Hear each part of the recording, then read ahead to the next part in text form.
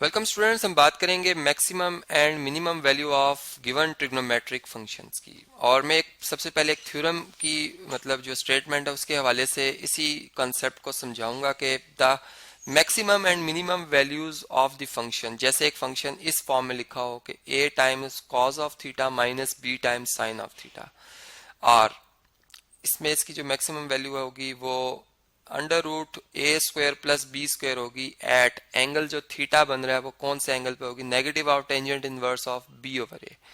And इसकी value जो minimum है negative of under root A square plus B square होगी at angle pi minus tangent inverse of B over a respectively. तो अब इस बात को हम बकायदा इसका प्रूफ करते हैं। ठीक है, मैं कोशिश करूंगा कि ये एक ही लेक्चर में कंप्लीट हो जाए, और अगर फर्ज करें ये टाइम शॉर्ट हुआ तो मैं इसे कंटिन्यू कर दूंगा नेक्स्ट लेक्चर में। ठीक है, नेक्स्ट वीडियो में। तो लेट्स से हम ये बात करते हैं कि जो ए है हमारे पास, ठीक है, वो r time cos of phi है। ठीक है, जबकि हमारे पास जो इसे मैं इक्वेशन नंबर 1 कह देता हूँ। ठीक है, जबकि जो बी हमारे पास है वो किसके इक्वल है, वो r time sine of phi के इक्वल है। मतलब कि अगर हमारे पास ए बेस हो, आर रेडियस हो, एक एक सर्कल बनाया जाए, ठीक है, जिसका रेडियस आर रखा जाए। इस तरह से अगर आप देखें ये सेंटर है और ये रेडियस आर है, यहाँ से परपेंडिकुलर थ्रो करें तो ये ए डिस्टेंस और ये बी डिस्टेंस और ये आर, तो यहाँ से हम ए और बी की वैल्यू और ये एंगल अगर फाई बन रहा हो तो हम ये वैल्यूज निकाल सकते हैं। ठीक है, ये ऑलरेडी मैं आपको बता चुका हूँ, इसलिए मैं इसके ऊपर ज़्यादा अभी जो है इसकी एक्सप्लेनेशन नहीं कर रहा। ठीक है, आप इसे पिछले लेक्चर्स में बात थॉरली मैंने एक्सप्लेन की हुई है, तो ये हम देख सकते हैं। अब देखें, अगर मैं यूं कहूं कि मैं स्क्वायरिंग करूं इक्वेशन नंबर 1 एंड 2 को, स्क्वायरिंग इक्वेशंस 1 एंड 2, तो और साथ ही मैं इनको ऐड भी कर लूं, एंड देन एडिंग देम, तो मेरे पास क्या रिजल्ट आएगा देखें इसको। तो मेरे पास यूं लिखा आएगा कि मैं लिखूंगा A square plus B square.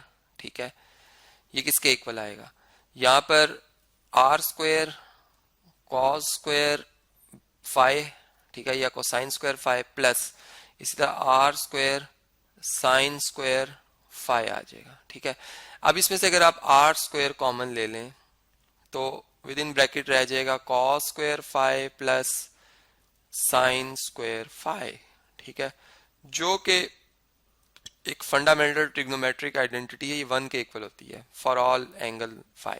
ठीक है, कोई भी इसमें वेरिएबल अगर आप एंगल थीटा के वाले से रियल नंबर पुट करते हैं तो ये हमारे पास 1, तो 1 मल्टीप्लाई बाय आर स्क्वायर, तो हम सिमेट्रिक प्रॉपर्टी के तहत आर स्क्वायर को लेफ्ट पे लिख सकते हैं और ए स्क्वायर प्लस बी स्क्वायर को राइट साइड पे। तो ये हमारे पास एक रिलेशन आ गया, और इसमें हम ये कह सकते हैं कि आर की जो हमारे पास वैल्यू आ रही है वो हमारे पास आ जाएगी, स्क्वायर रूट लेंगे, आर एक डिस्टेंस है इसलिए मैं इसको पॉजिटिव ही रख रहा हूँ, उसके साथ माइनस नहीं लगा रहा, चूंकि हम प्लस माइनस लगाते हैं स्क्वायर रूट से बाहर, वो मैं नहीं लगा रहा। ठीक है, यहाँ पे प्लस माइनस का सिंबल, मैं इसको पॉजिटिव रख रहा हूँ, तो ये मेरे पास एक वैल्यू आ जाएगी आर की। ठीक है जी, इसे मैं ब्लॉक में रख देता हूँ इस तरह।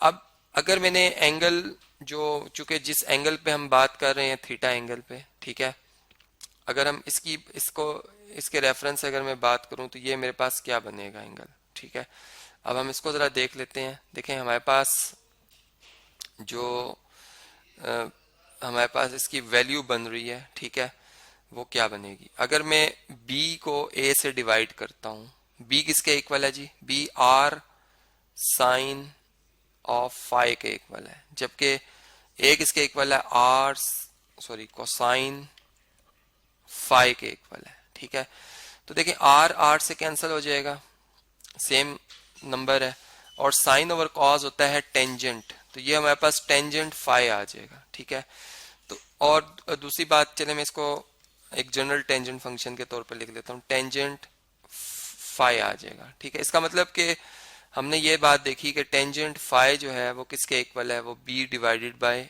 a के इक्वल है। ठीक है, और अब इसको अगर मजीद सिंपल बनाया जाए तो हम अगर वो एंगल फाई ढूंढे जिसपे ये tangent function b over a answer दे रहा है, तो उसके लिए इनवर्स फंक्शन मुझे ऑपरेट कराना होगा टेंजेंट का, तो phi is equal to tangent inverse, tangent को खत्म कर देगा, यहाँ पे tangent inverse of B over A आ जाएगा। अब ये वो एंगल फाई आ गया हमारे पास, ठीक है, एक दूसरा भी रिलेशन आ गया, ठीक है। अब ये दो रिलेशन आ चुके हैं।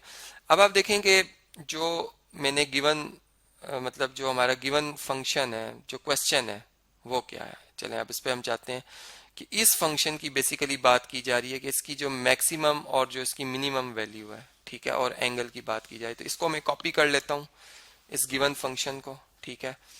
और आप जानते हैं फंक्शन एक प्रोसेस है जिसमें डोमेन का एलिमेंट लिखने से रेंज का एलिमेंट आता है, ठीक है।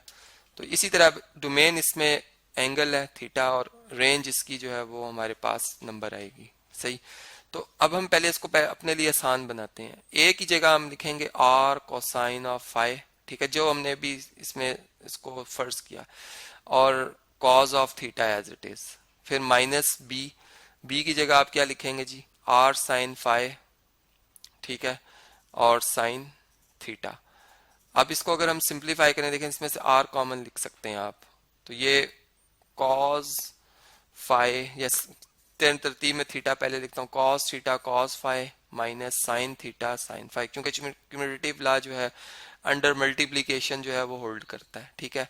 और ये एक फार्मूला आप जानते हैं कि जो हमारे पास कोसाइन अल्फा प्लस बीटा का फार्मूला है, ये क्या होता है, हम लिखते हैं cos of alpha cos of beta minus sine of alpha sine of beta, जो कि ऑलरेडी हमने कई दफा इसके ऊपर बात की है। तो ये रिजल्ट हम यहाँ पर यूज कर लेंगे, तो ये हमारे पास बन जाएगा cosine of theta plus phi, ठीक है। अब देखें, अब यहां से जो हमारे पास आर है, इसकी वैल्यू अभी मैंने जो फाइंड की थी अंडर रूट, आप स्क्रीन को मतलब वीडियो को पॉज करके रिवाइंड करके देख सकते हैं कि ये वैल्यू ऊपर लिखी हुई है, ठीक है। आर इसके इक्वल है अंडर रूट ए स्क्वायर प्लस बी स्क्वायर के, और जो हमारे पास फाई है, एंगल फाई, इसकी वैल्यू हमने भी फाइंड की थी, ये थी tangent inverse of B over A, ठीक है।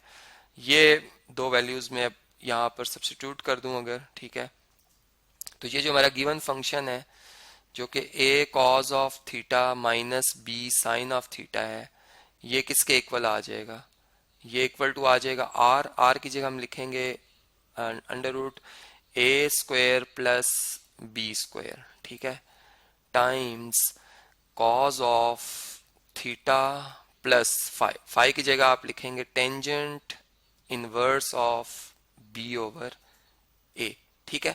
अब देखें, अब आपको कुछ बात समझ आएगी कि जो हमारे पास ये हमने मतलब ये जो अभी बनाया है फंक्शन, ठीक है, ये बल्कि इसको मैं इस ब्रैकेट में लिख देता हूँ क्योंकि ये थीटा और plus tangent inverse of B over A ये एंगल है कॉस के, ठीक है। तो अब ये जो रिलेशन है 3, ये हमें बताएगा कि जो ये फंक्शन है a cos theta minus b sine theta, इसकी मैक्सिमम वैल्यू और मिनिमम वैल्यू क्या है, ठीक है। इस वीडियो को मैं कंटिन्यू कर रहा हूँ नेक्स्ट वीडियो में, चूंकि इस पे मैंने थॉरली आपको एक्सप्लेन करना है, तो हम जिस पे मैक्सिमम और मिनिमम की बात करेंगे हम नेक्स्ट वीडियो में इसको ही डिटेल में समझ रहे होंगे, तो इसलिए मैं यहीं पर इसको स्टॉप कर रहा हूँ और नेक्स्ट आप फिर इसे देख लीजिएगा वीडियो में।